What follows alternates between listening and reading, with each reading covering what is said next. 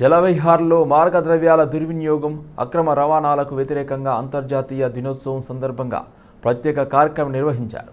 ముఖ్య అతిథిగా హాజరైన మంత్రులు పొన్నాం ప్రభాకర్, అడ్లూరి లక్ష్మణ్ కుమార్ మార్గద్రవ్యాలకు వ్యతిరేకంగా పోస్టర్లను ఆవిష్కరణ చేశారు. మంత్రులు మార్గద్రవ్యాలకు వ్యతిరేకంగా జరిగిన ర్యాలీలో పాల్గొన్నారు. మంత్రులు, అధికారులు. ఈ కార్యక్రమంలో పాల్గొన్న ప్రభుత్వ whip Beerla Ailaiah, GHMC mayor Gadwal Vijayalakshmi, corporation చైర్మన్లు Mettu Sai Kumar, Veeraiah, Gnaneshwar Mudiraj, Sandeep Sandilya, Telangana anti narcotic bureau director general Anitha, Ramachandran IAS, Shailaja IAS, Hyderabad CP CV Anand, Rachakonda CP Sudheer Babu, hero Nikhil తదితరులు పాల్గొన్నారు.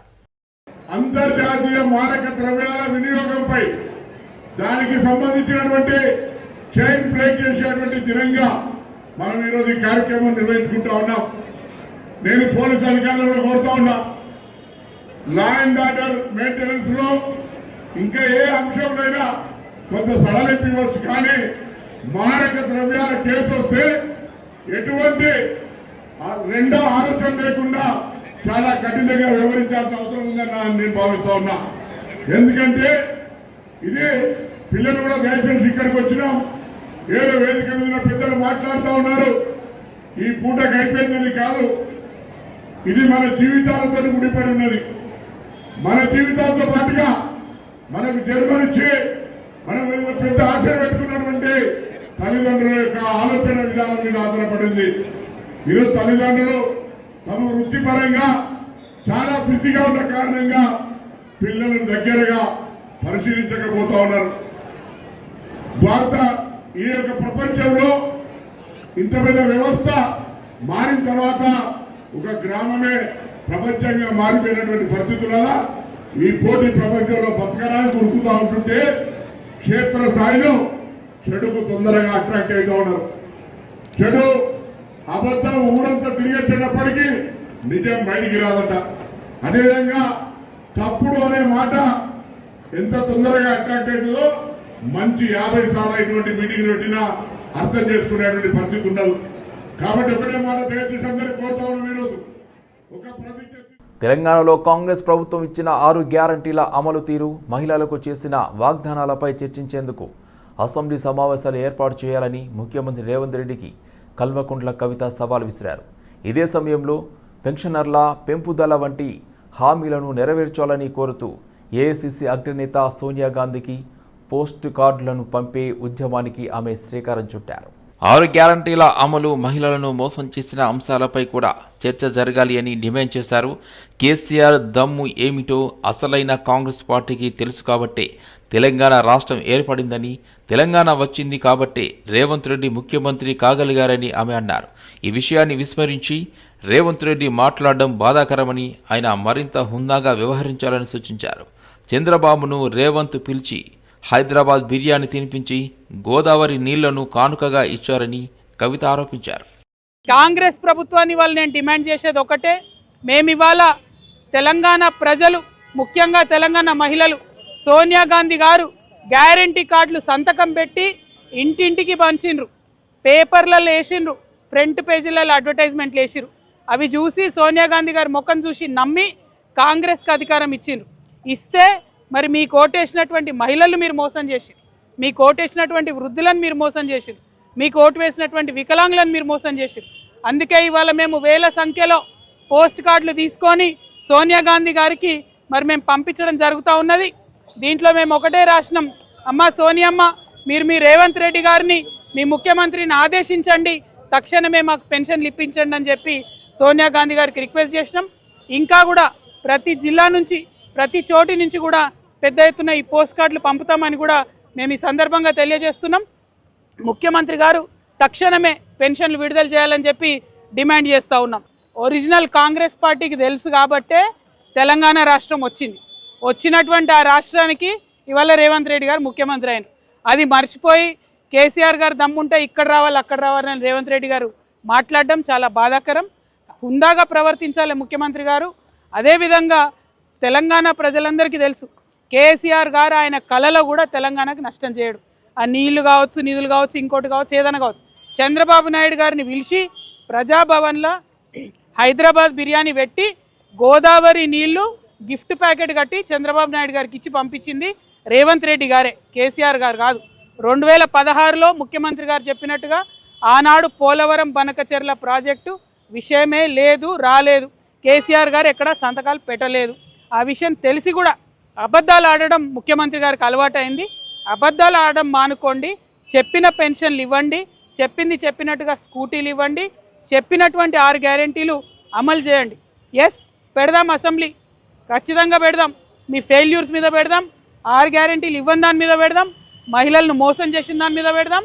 అప్పుడేం జవాబు చెప్తారో రేవంత్ రెడ్డి గారు, దాన్ని కూడా చూద్దాం.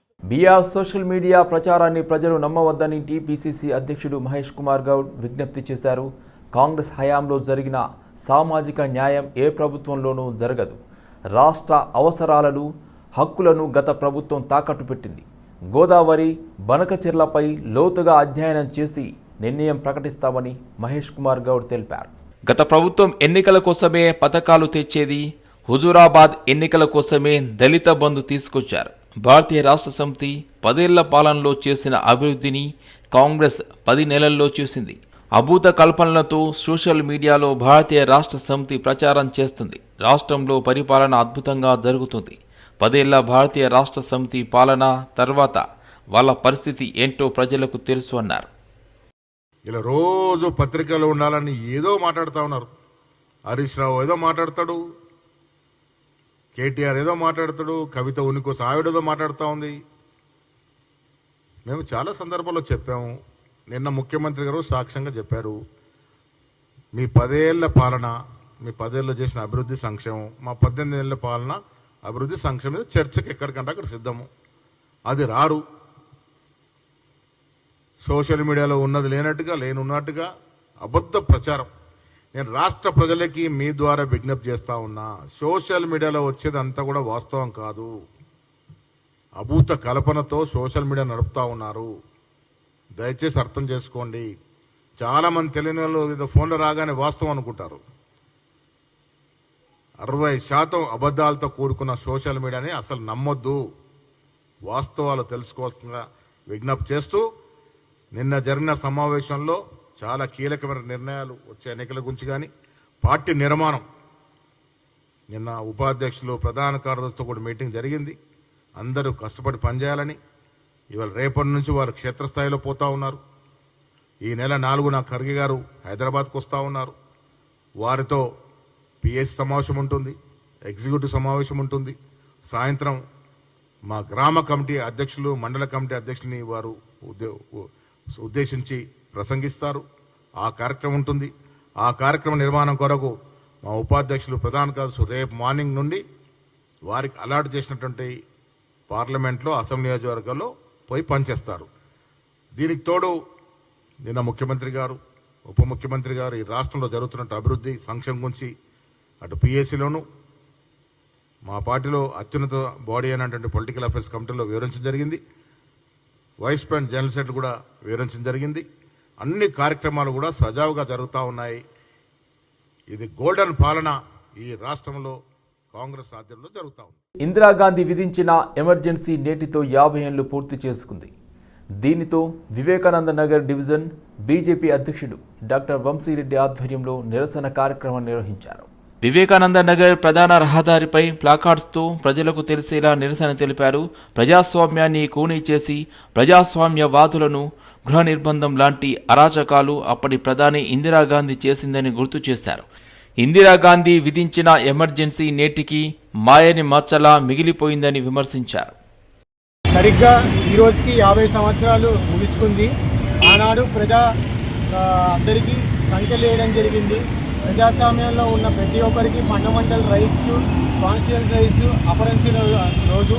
ఆ రోజు ఆనాటి ప్రధానమంత్రి ఇందిరాగాంధీ గారు ఆమె రాజకీయాల ప్రయోజనం కోసము నేషనల్ మొత్తం ఎమర్జెన్సీ డే పెట్టి అది 24 నెలల పాటు కొనసాగింది. ఈ 24 నెలల్లో అనేక ఇబ్బందులు ప్రజలకు గురయ్యారు.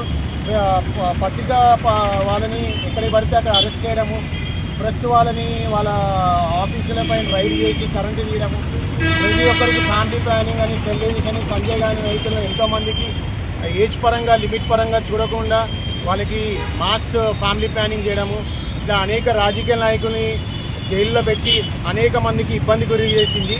దానికి నిరసనంగా ఈరోజు బీజేపీ పార్టీ తరఫున 122 డివిజన్ బీవీ నగర్లో ఎమర్జెన్సీకి 50 సంవత్సరాల నిండిన సందర్భంగా నిరసన తెలుపుతూ ప్రతి ఒక్కరి ప్రజలు తెలుసుకోవాలని తెలియజేస్తున్నాం. వికారాబాద్ జిల్లా తాండూరు నియోజకవర్గం యాలాల మండలం పరిధిలోని జెడ్పీహెచ్ఎస్ బాలికల ఉన్నత పాఠశాలలో ఘోరం చోటు చేసుకుంది.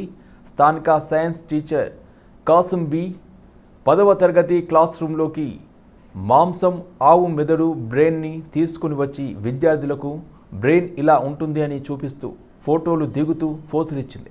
ఇది గ్రహించిన కొందరు విద్యార్థులు ఆగ్రహించారు. అయినా టీచర్ వినకుండా ఇట్టి ఫోటోలను స్కూల్ గ్రూపులో నందు కూడా పోస్ట్ చేసింది. తీరా ఈ విషయం పక్కనున్న టీచర్లకు తెలియడంతో టీచర్లు గట్టిగా నిలదీయడంతో ఫోటోలను డిలీట్ చేసింది. ఆ తర్వాత ఎవరికైనా చెప్పుకోండి అని దురుసుగా తోటి టీచర్ సమాధానమిచ్చింది. ఈ విషయం కాస్త బయటపడడంతో బుధవారం బీజేపీ నాయకులు ఇటు విషయాన్ని సీరియస్గా తీసుకొని హిందూవాదులతో కలిసి స్కూల్ ముందు ధర్నాకు దిగారు. టీచర్ను వెంటనే సస్పెండ్ చేయాలని, ఇలాంటి చేష్టలు చేయడం తప్పని హెచ్చరించారు.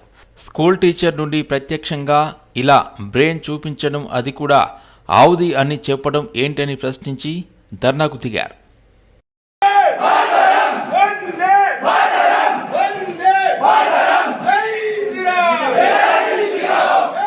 బ్రెయిన్ చూపించింది.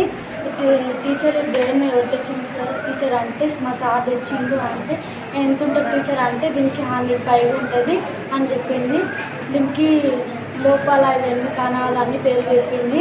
ఇవన్నీ ఎందుకు టీచర్ మీరు ఇది ఏ బ్రెయిన్ అంటే చెప్పినాము. ఇది ఏ బ్రెయిన్ అంటే ఇది ఆవు బ్రెయిన్ అంటే చెప్పింది సార్.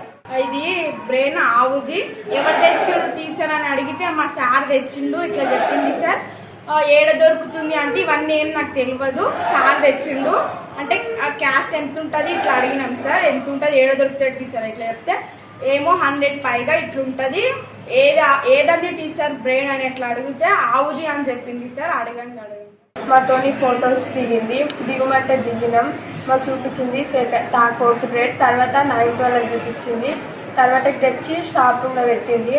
స్మెల్ మస్తు వచ్చింది. మేము రిక్వెస్ట్ చేసినాం, టీచర్ ఎప్పుడు తెచ్చిండు, ఎవరు తెచ్చిండు అంటే సార్ తెచ్చిండు అంటే ఎంత అడిగినా చెప్పలేదు. మీకు ఎందుకు, మీరు చూడండి, మీకు చూడాలి ఒక్కటే, మీరు దాంట్లో పార్ట్స్ పెట్టుకుంది అనేది మేము చూసినాం, చెప్పినాం. విద్యార్థుల యొక్క వాంగ్మూలం తీసుకోవడం జరిగింది.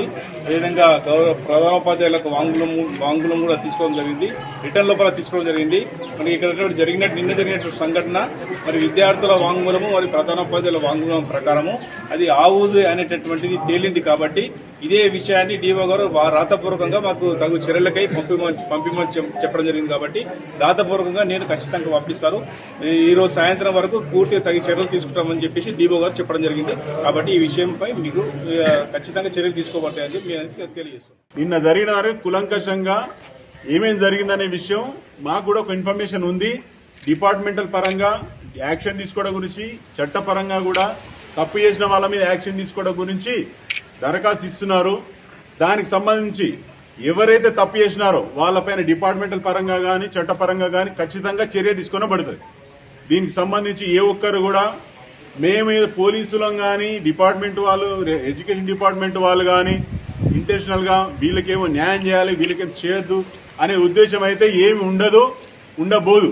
కాబట్టి మీరందరూ దయచేసి కోఆపరేట్ చేయండి. మేడం నేను 6 డిఏరియల్స్ బిల్స్ ఉండే, 2 రెగ్యులర్ బిల్స్ కోసం నేను ఇన్ఛార్జ్ రాసి ఎస్టీఓకి మళ్ళీ బిల్స్ ప్రిపరేషన్ చేసి సబ్మిట్ చేయడానికి వెళ్ళిన మేడం. బయోసైన్స్ టీచర్ ఇక్కడ డెమో చూపించడానికి బ్రెయిన్ తీసుకొచ్చిందట మేడం. బ్రెయిన్ అని అలాగంట మేడం. అట్లా ఇలా అందరూ వచ్చింది మేడం. ఇక్కడ వాళ్ళందరూ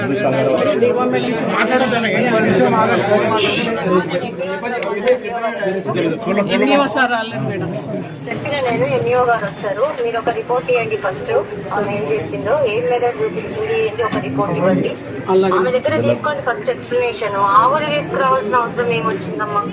అదే మేడం పిల్లలంతా ఏంటని అడిగితే అవన్నదంటే 10th పిల్లలతోని ఎస్ఐసార్ వచ్చి అడిగింది మేడం. తీసుకోండి, పిల్లల దగ్గర కూడా తీసుకోండి, రాయించి ఆమె దగ్గర ఎక్స్ప్లెనేషన్ తీసుకోండి. మీరు ఒక రాయండి రిపోర్టు. ఎంఈఓ గారికి చెప్పిన నేను ఎంఈఓ గారు వస్తున్నారు, ఎంఈఓ గారు కూడా రిపోర్ట్ ఇస్తారు. మీరు అందరు రిపోర్ట్ ఇవ్వండి మనకు. ఆ రిపోర్ట్ బట్టి నేను ఏం యాక్షన్ లేదు.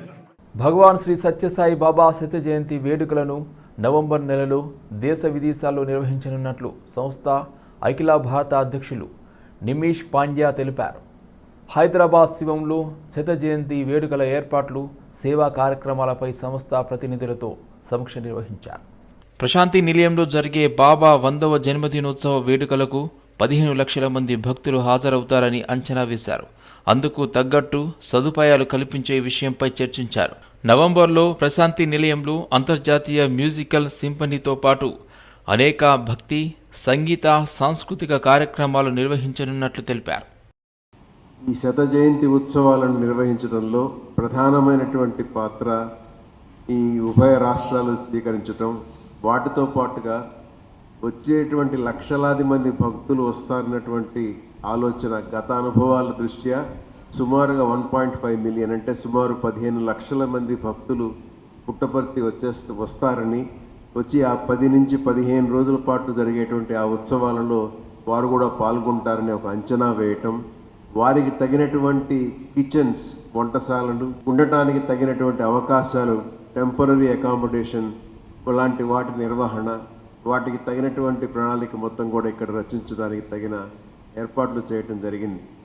As you know, Bhagwan Sri Sathya Sai Baba is a world-renowned phenomenon whom all the followers call as Bhagwan, and he's been known throughout the world for his very simplistic message on spirituality and the path of service which he professed very, very strongly to entire mankind. The world knows him today as an avatar which really enhanced the value of man by telling man that man is a very important creation. The most beautiful creation is a human being, and the search of God, the search of spirituality really is a search to go within man and not outside. Baba believed that for today's world, the mankind must follow the path of service, unconditional service, a service which is without any claim of doership. We are very happy that we have got this opportunity. అక్రమ నిర్మాణాలపై హైడ్రా అధికారులు కొరడా జురిపించారు. Dundigal municipality మల్లంపేటలో high-rise నిర్మాణదారుడు 10 సంవత్సరాల క్రితం రోడ్డును ఆక్రమించి విల్లాలు నిర్మించడంతో అప్పట్లో విమర్శలు వెల్లువెత్తాయి. పలుమార్లు మున్సిపాలిటీ అధికారులకు ఫిర్యాదు చేసిన సమస్యను గాలికి వదిలేశారు.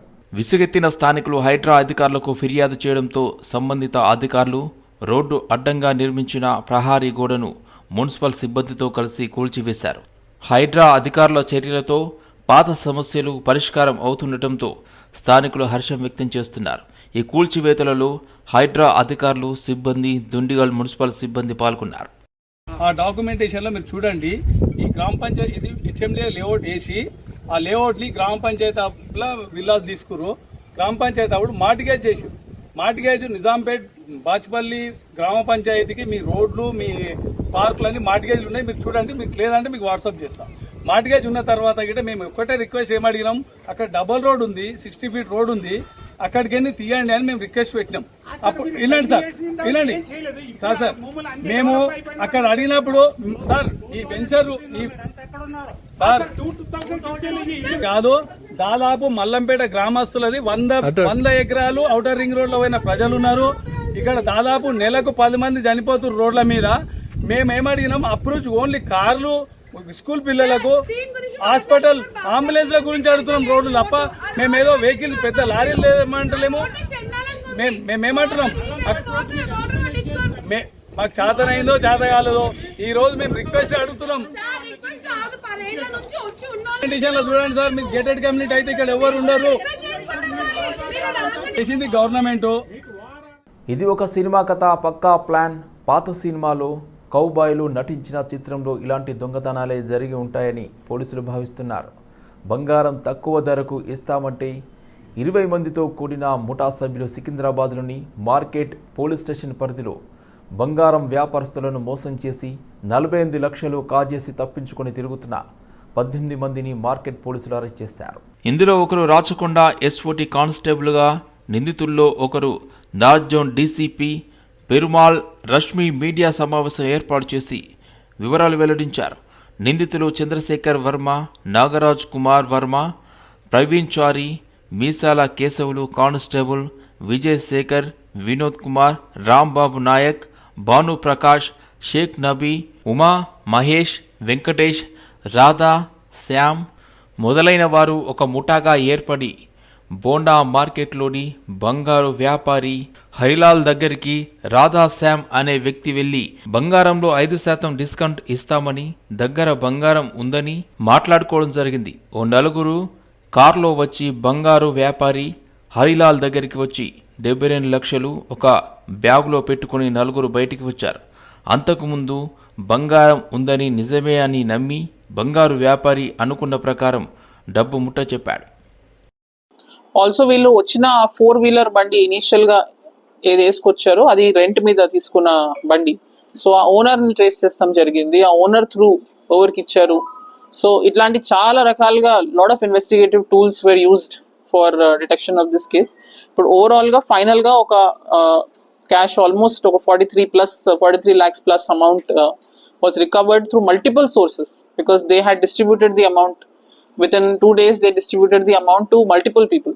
So 72 lakhs and ichcharandi roughly. Approximately 72 lakhs was the complaint. This is the recovery. They even bought some gold in that time frame. వాళ్ళ family members కి ఇచ్చేసారు. వాళ్ళు కొంచెం గోల్డ్ కొనుక్కున్నారు, కొందరు మొబైల్స్ కొనుక్కున్నారు. సో అదంతా all of that had to be recovered back and collected. 28 people దీంట్లో అక్యూజ్డ్ అని ప్రెసెంట్లీ మాకు తెలిసింది. దాంట్లో 18 people ఇవాళ we are remanding in this case and మిగిలిన rest of them we will arrest subsequently in the coming days and further recoveries కూడా చేసేది ఉంది. అంటే ఈ కేసులో main most surprising aspect is కి ఎవరు దొంగతనం చేశారో వాళ్ళ దగ్గర దొంగతనం అయిపోయింది and within a very short time.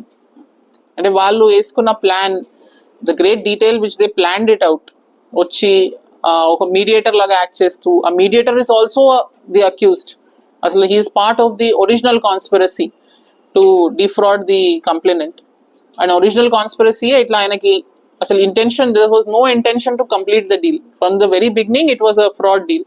So ఆ మీడియేటరే ఫస్ట్ మెయిన్ అక్యూజ్డ్ వర్మ వాళ్ళ సైడ్ నుంచి స్టార్ట్ అయిన కాన్స్పిరసీని అంతా ఎగ్జిక్యూట్ చేసిన తర్వాత within a few minutes, because వాళ్ళ ఎస్కేపింగ్ టైంలో intercepted by this another group and within few minutes that amount changing hands and వీళ్ళకి కూడా క్లారిటీ రాలేదు as to what exactly happened.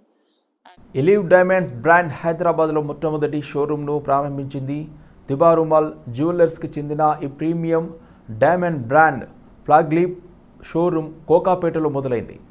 Miss Universe Telangana 2025, Kasvi Mrs India 2024 doctor Preethi Adusumilli కార్యక్రమానికి ముఖ్య అతిథులుగా హాజరయ్యారు. ఈ ప్రారంభోత్సవంలో చార్మినార్ కలెక్షన్ ఆవిష్కరించారు. ఇందులోని ప్రతి నగలను హస్తకళలతో తయారు చేశామని ఎలివ్ పేర్కొన్నారు. భవిష్యత్తులో బంజారా హిల్స్, కోంపల్లి, వరంగల్, కోయంబత్తూర్తో పాటు అమెరికాలో స్టోర్లను ఏర్పాటు చేస్తామని ఎలివ్ డైమండ్స్ వెల్లడించింది. I have been recently hired as the CEO of Eleve, the new brand launched by Tibarumal Jewelers. I have completed my MBA from ISB, and what I'm happy to show is that Tibarumal, being a legacy brand, is so forward thinking that they're looking to completely professionalize the setup by hiring a professional team and looking to scale exponentially over the next 3 to 5 years. We are looking to create pieces that are timeless yet appeal to the modern discernible customer. We are creating pieces that can be worn every day. We are creating pieces that can be worn at your wedding. We appeal to customers of all ages and of In the world 1% of the population మాత్రమే diamonds వేసుకునే అంత పరిస్థితి మామూలుగా ఇప్పుడు మన country కాదు across the globe 1% మాత్రమే diamonds వేసుకోగలుగుతారు, ఎందుకంటే చాలా ఎక్స్పెన్సివ్ కాబట్టి. బట్ ఇమాజిన్ అదే డైమండ్స్ ఇప్పుడు మీకు ఆల్మోస్ట్ 1/10 ఆఫ్ ద ప్రైస్, చాలా తక్కువ రేంజ్లో, బట్ ఆ ఫినిష్ అండ్ ద క్వాలిటీ అసలు ఏమీ తేడా లేదు, అంత బాగుంది. అండ్ తిబర్మాల్ గురించి మనం పెద్దగా కొత్తగా చెప్పాల్సింది ఏం లేదు.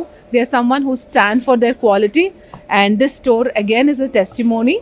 అండ్ ఆల్రెడీ వాళ్ళది 2 స్టోర్స్ ఉన్నాయి and this is their 3rd store. I wish the entire team all the very, very, very best. So hats off to the entire team. Thank you so much. And I've seen the diamonds, they're so beautiful, and I've heard that they're also eco-friendly, which is very new and very unique, and I can't wait to see how far this goes and where this is going to be next, because we need more entrepreneurs, we need more future businesses like this that are willing to especially be in India and put out such a available market for girls and even women who are looking to wear diamonds, because diamonds shouldn't just be something that is so rare to find, but everybody should have